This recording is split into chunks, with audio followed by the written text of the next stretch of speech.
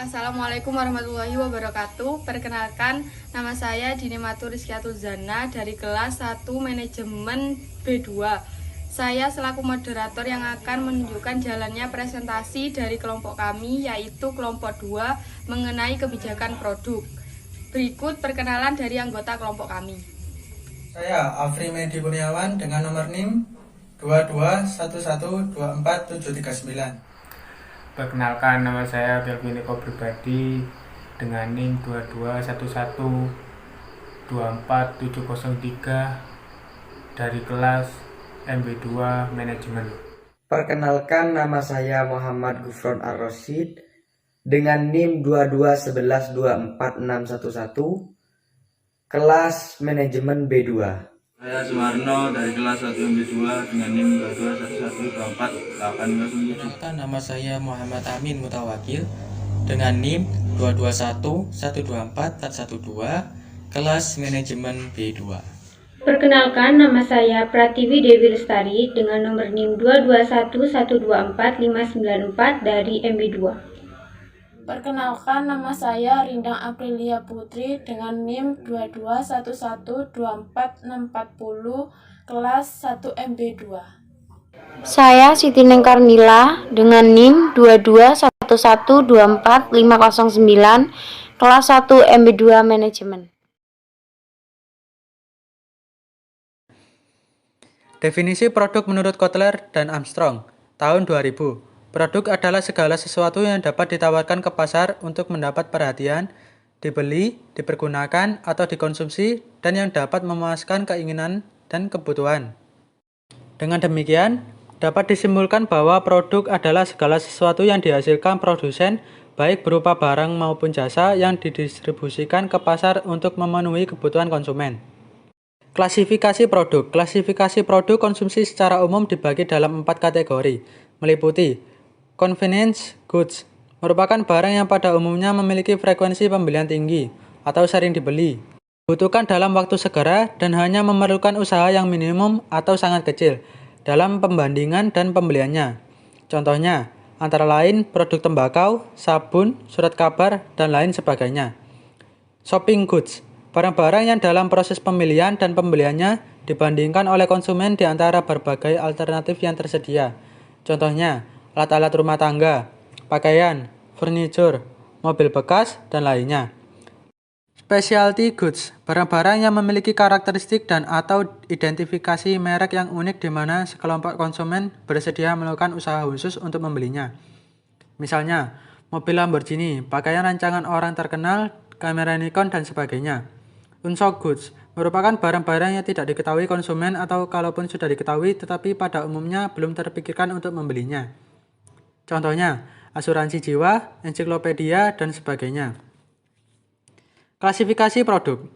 Klasifikasi produk industri secara umum dikelompokkan dalam 2 kategori meliputi biaya barang beban, merupakan bahan produksi dan jasa yang dikonsumsi dalam setahun oleh perusahaan yang memproduksi barang-barang lain atau menyediakan jasa lain. Pembelian barang biaya beban digunakan secara cepat dan teratur dalam kegiatan operasi sehari-hari. Belanja barang modal, merupakan barang dan jasa permanen yang tahan lama dan tidak habis sekali pakai. Produk barang modal biasanya merupakan produk yang mahal harganya, tahan lama, dan jarang dilakukan pembelian oleh perusahaan. Bauran produk. Bauran produk ini bertujuan untuk menguasai pasar dan konsumen, termasuk juga agar antara satu produk dengan produk lain yang dikeluarkan perusahaan tersebut saling mengisi, sehingga konsumen tidak beralih ke perusahaan lain demi memenuhi kebutuhannya. Menurut Saidan, bauran produk atau produk mix adalah kumpulan seluruh produk yang ditawarkan oleh suatu perusahaan kepada pembeli. Salah satu komponen dalam bauran pemasaran yaitu meliputi 1. Lebarnya bauran produk yang ditangani perusahaan. 2. Panjang bauran produk yaitu yang memperlihatkan seluruh jumlah macam-macam produk yang ada. Pengembangan produk baru. 1. Pengembangan gagasan. Proses melakukan pencairan ide. Gagasan bagi produk baru, ide dan gagasan dapat berasal dari dalam perusahaan maupun dari luar perusahaan, yaitu konsumen dan pesaing. 2. Penyaringan gagasan merupakan usaha yang mendapat ide dan gagasan produk yang sesuai dengan kemampuan, keahlian, sumber daya, dan tujuan perusahaan. Ide-ide yang diperoleh baik yang berasal dari dalam maupun luar perusahaan disaring sehingga diperoleh ide-ide yang benar-benar sesuai yang diharapkan untuk dapat berkembang lebih lanjut. 3. Pengujian konsep. Perusahaan menggunakan konsep yang sudah ada dengan melakukan riset pasar untuk mendapatkan input dari konsumen. Pengembangan produk baru. 1. Analisis bisnis. Setelah memperoleh input dari konsumen, pemasar melakukan perbandingan biaya dan manfaat yang ditawarkan sehingga dapat diketahui apakah produk memenuhi kualifikasi produk yang layak bisnis atau tidak. 2. Pengembangan prototipe atau rancangan proses jasa. Pengembangan produk sehingga produk sesuai dengan tuntutan pasar dan memiliki nilai jual dan daya saing dengan produk perusahaan lain. 3. Pengujian produk dan uji pemasaran. Perusahaan melakukan produksi terbatas dan menyebarkan produk tersebut untuk digunakan langsung oleh konsumen. 4. Komersialisasi. Perusahaan melakukan produksi dan pemasaran secara penuh. Daur hidup produk atau produk life cycle.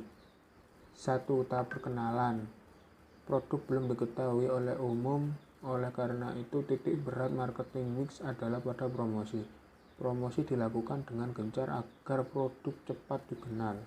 Promosi ditunjukkan untuk mendorong calon pembeli agar mencoba membeli produk perusahaan dan ditandai dengan 1.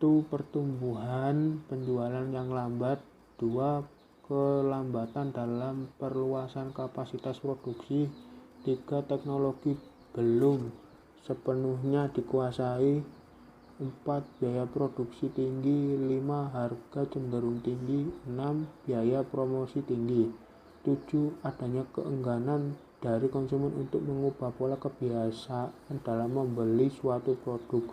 Konsumen biasanya enggan berpindah ke produk lain walaupun sudah didorong oleh promosi yang agresif.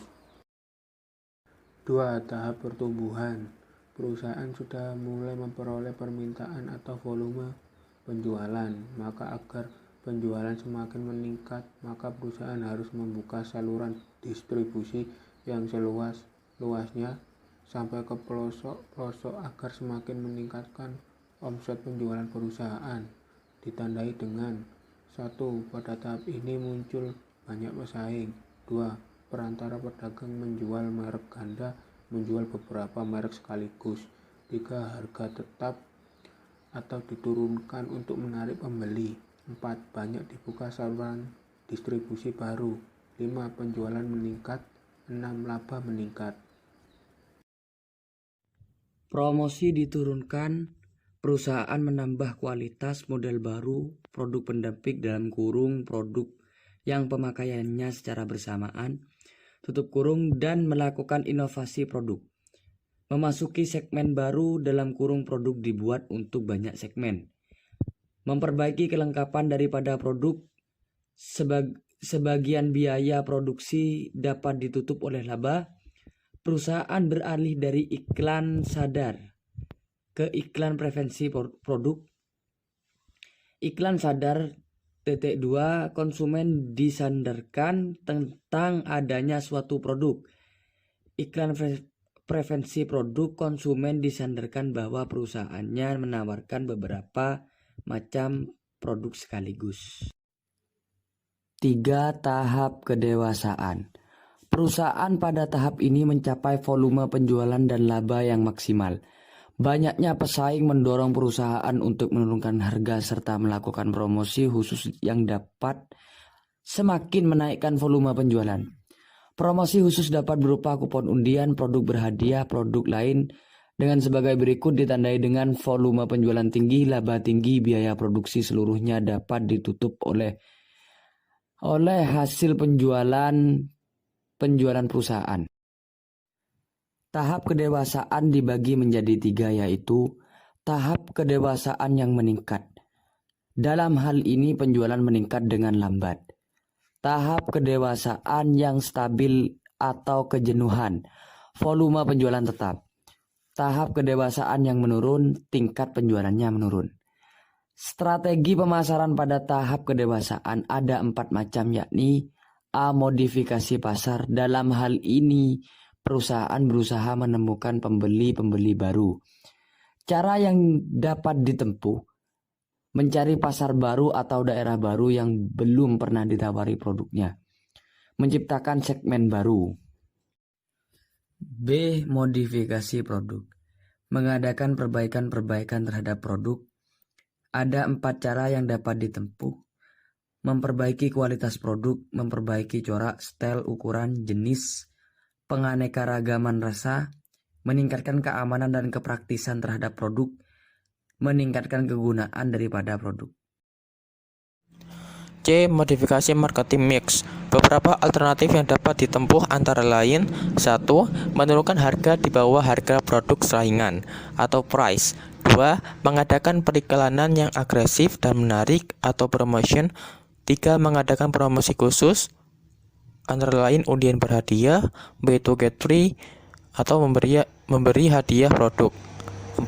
Beralih ke saluran distribusi yang lebih menguntungkan atau place. 5. Pindah daerah pemasaran. Dengan demikian, diharapkan produk tetap dapat memberikan kontribusi bagi perusahaan. D. Tahap kemunduran. Ditandai dengan penjualannya semakin menurun dengan cepat atau menurun dengan lambat. Strategi pemasaran tahap kemunduran: mencari produk yang lemah dari beberapa produk yang dihasilkan oleh perusahaan. Membangkitkan produk yang lemah untuk dialihkan ke daerah pemasaran yang baru. 3. Tetap memproduksi walaupun merugi. 4. Ditinggalkan dan membuat produk baru. 5. Menjual produk tersebut ke perusahaan lain. Panjangnya waktu tiap-tiap tahap juga berbeda tergantung pada 1. Tingkat penerimaan pembeli terhadap produk perusahaan. 2. Jumlah pesaing yang ada. 3. Perubahan selera konsumen. 4. Tingkat agresivitas pesaing dalam memasarkan produknya. 5. Tingkat inovasi terhadap produk. 6. Luasnya distribusi daripada barang. 7. Promosi yang dilakukan oleh perusahaan. 8. Harga yang bersaing. Perusahaan harus memperpanjang tahap pertumbuhan dan tahap kedewasaan selama mungkin agar investasi yang dilakukan tidak sia-sia, karena tahap ini merupakan tahap yang paling menguntungkan. Panjang pendeknya daur hidup tiap-tiap produk berbeda-beda tergantung pada jenis produknya. A. Untuk convenience goods, maka daur hidupnya panjang karena semua orang membutuhkannya, yaitu 9 bahan pokok. B. Untuk shopping goods, maka daur hidupnya pendek karena sangat dipengaruhi oleh mode, tren, musim, yaitu pakaian, sepatu, tas, dan sebagainya. C. Untuk specialty goods, maka daur hidupnya bisa panjang, yaitu perhiasan, mobil, sepeda motor. Alternatif memperpanjang umur produk. Yang pertama yaitu perluasan produk, yaitu suatu produk yang sudah ada dipasarkan secara lebih luas ke pasar global tanpa merubah atau memodifikasi produknya. Yang kedua, adaptasi produk, yaitu melakukan memodifikasi produk untuk memberikan daya tarik yang lebih besar terhadap produk yang ditawarkan. Yang ketiga, pengenalan ulang produk, yaitu membangkitkan pasar-pasar yang sudah dimiliki agar mengingat kembali terhadap produk kita. Identifikasi produk.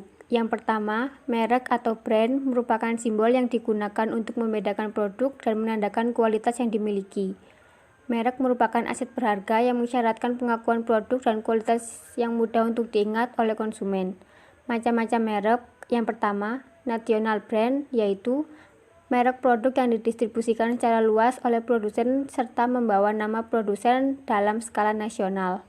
Yang kedua, licensed brand, yaitu penggunaan nama merek yang telah mapan dengan membeli hak dari organisasi atau individu yang memilikinya. Yang ketiga, private brand merupakan produk yang bermerek yang dikomisikan kepada pedagang grosir atau pengecer dari suatu produsen. Yang kedua, yaitu kemasan produk. merupakan penentuan wadah fisik yang membuat produk yang akan dijual diiklankan akan membuat produk terlihat menarik dan memperlihatkan merek dan ciri-ciri spesifik serta manfaat produk. Kemasan juga berfungsi untuk melindungi dan mengurangi risiko kerusakan produk yang dijual. Yang ketiga, yaitu pelabelan produk. Produk yang dikemas memiliki label pada kemasannya. Label merupakan bagian dari pengemasan produk yang mengidentifikasi nama, produsen, maupun isi produk. Strategi produk. Yang pertama, yaitu strategi positioning produk. Merupakan menciptakan diferensiasi yang unik dalam benak pelanggan sasaran sehingga terbentuk citra, image, merek atau produk yang lebih unggul dibandingkan merek atau produk pesaing. Strategi positioning terdiri dari yang pertama, positioning berdasarkan atribut produk. Yang kedua, positioning berdasarkan harga dan kualitas.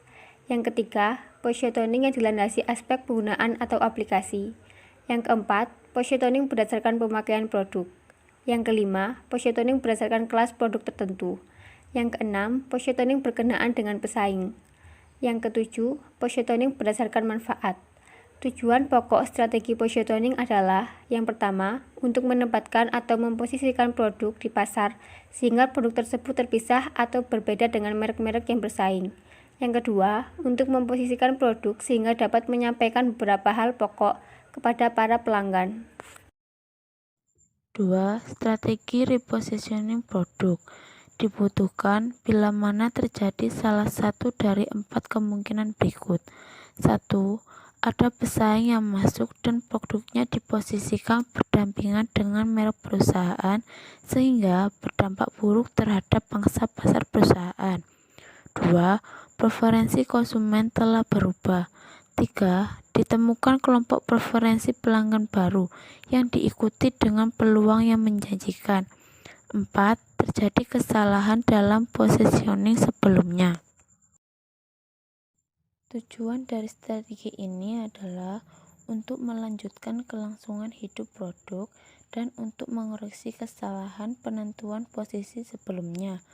Persyaratan yang perlu dipenuhi dalam melaksanakan strategi repositioning produk meliputi 1. Apabila strategi ini diarahkan pada para pelanggan saat ini, maka repositioning dilakukan melalui promosi mengenai penggunaan produk secara lebih bervariasi. 2. Apabila unit bisnis ingin menjangkau para pemakai baru, strategi ini mensyaratkan bahwa produk tersebut ditawarkan dengan corak yang berbeda kepada orang yang belum menyukainya. 3. Apabila strategi ini ditujukan untuk menyajikan manfaat atau penggunaan baru dari produk, maka diperlukan usaha untuk mencari manfaat laten dari produk, bila ada. 3. Strategi overlap produk. Strategi pemasaran yang menciptakan persaingan terhadap merek tertentu milik perusahaan itu sendiri. Persaingan ini dibentuk melalui 3 cara, yaitu sebagai berikut. 1. Pengenalan produk yang bersaing dengan produk yang sudah ada. 2. Penggunaan label pribadi atau private labeling, yaitu menghasilkan suatu produk yang menggunakan nama merek perusahaan lain. 3. Menjual komponen-komponen yang dipergunakan dalam produk perusahaan sendiri kepada para pesaing. Tujuan dari strategi overlap produk yang dilakukan oleh pihak manajemen perusahaan adalah sebagai berikut. 1. Untuk menarik lebih banyak pelanggan pada produk sehingga meningkatkan pasar keseluruhan. 2. Agar dapat bekerja pada kapasitas penuh. 3. Untuk menjual kepada para pesaing sehingga dapat merealisasikan skala ekonomis dan pengurangan biaya. 4. Strategi lingkup produk. Strategi lingkup produk berkaitan dengan perspektif terhadap bauran produk suatu perusahaan. Misalnya, jumlah lini produk dan banyaknya item dalam setiap lini yang ditawarkan. Masing-masing strategi ini memiliki tujuan tersendiri, yaitu sebagai berikut. 1. Strategi produk tunggal digunakan untuk meningkatkan skala ekonomis efisiensi dan daya saing dengan jalan melakukan spesialisasi dalam satu lini produk saja. 2. Strategi multi produk digunakan untuk mengantisipasi resiko keuangan potensial suatu produk tunggal dengan menambah beberapa produk lain. 3. Strategi system of product digunakan untuk meningkatkan ketergantungan pelanggan terhadap produk perusahaan sehingga mencegah pesaing masuk ke pasar. Syarat melakukan strategi lingkup produk yang baik adalah sebagai berikut. 1. Strategi produk tunggal. Perusahaan harus memperbarui produk dan bahkan harus menjadi pemimpin teknologi untuk menghindari keusangan. Yang kedua, strategi multi produk. Produk harus saling melengkapi dalam suatu portofolio produk. Strategi desain produk. Strategi desain produk berkaitan dengan tingkat standarisasi produk. Perusahaan memiliki 3 pilihan strategi, yaitu produk standar, customized product, produk yang disesuaikan dengan kebutuhan dan keinginan pelanggan tertentu, dan produk standar dengan modifikasi. Tujuan dari strategi desain produk adalah sebagai berikut. Produk standar, yaitu untuk meningkatkan skala ekonomis perusahaan melalui produksi massal. Customized product untuk bersaing dengan produsen produksi massal atau produksi standar melalui fleksibilitas desain produk. Strategi eliminasi produk. Pada hakikatnya, produksi yang tidak sukses atau yang tidak sesuai dengan portofolio produk perusahaan perlu dihapuskan karena bisa merugikan perusahaan yang bersangkutan. Produk yang masuk dalam kategori tersebut memiliki ciri-ciri sebagai berikut. Yang pertama, profitabilitasnya rendah. Yang kedua, volume penjualan atau pangsa pasarnya bersifat stagnan atau bahkan menurun. Yang ketiga, resiko keuangan teknologi cukup besar. Yang keempat, produksi mulai masuk dalam tahap kedewasaan atau penurunan. Tujuan strategi eliminasi produk adalah untuk mengeliminasi produk-produk yang tidak menguntungkan atau tidak disukai yang disebabkan oleh yang pertama, kontribusi produk tersebut terhadap biaya tetap dan laba terlampau kecil. Yang kedua, konsep kinerja masa datangnya suram. Yang ketiga, produk tersebut tidak cocok atau tidak sesuai dengan strategi bisnis keseluruhan. Yang keempat, tujuan utama dari strategi eliminasi produk adalah untuk membentuk bauran atau paduan produk yang paling baik dan menyeimbangkan bisnis secara keseluruhan. Strategi produk. Strategi produk baru. Pengertian produk baru dapat meliputi produk orisinil, produk yang disempurnakan, produk yang dimodifikasi, dan merek baru yang dikembangkan melalui usaha riset dan pengembangan. Selain itu, juga dapat didasarkan pada pandangan konsumen mengenai produk tersebut. Tujuan utama yang dicapai dari penciptaan produk baru adalah sebagai berikut. 1. Untuk memenuhi kebutuhan baru dan memperkuat reputasi perusahaan sebagai inovator, yaitu dengan menawarkan produk yang lebih baru daripada produk sebelumnya. 2. Untuk mempertahankan daya saing terhadap produk yang ada, yaitu dengan jalan menawarkan produk yang dapat memberikan jenis kepuasan yang baru. Strategi produk. 8. Strategi diversifikasi. Diversifikasi adalah upaya mencari dan mengembangkan produk atau pasar yang baru atau keduanya dalam rangka mengejar pertumbuhan, peningkatan penjualan, profitabilitas, dan fleksibilitas. Dapat dilakukan melalui 3 cara, yaitu diversifikasi konsentris, di mana produk-produk baru yang diperkenalkan memiliki kaitan atau hubungan dalam hal pemasaran atau teknologi dengan produk yang sudah ada. Diversifikasi horizontal, di mana perusahaan menambah produk-produk yang tidak berkaitan dengan produk yang telah ada, tetapi dijual kepada pelanggan yang sama. Diversifikasi konglomerat, di mana produk-produk yang dihasilkan sama sekali produk tidak memiliki hubungan dalam hal pemasaran maupun teknologi dengan produk yang sudah ada dan dijual kepada pelanggan yang berbeda.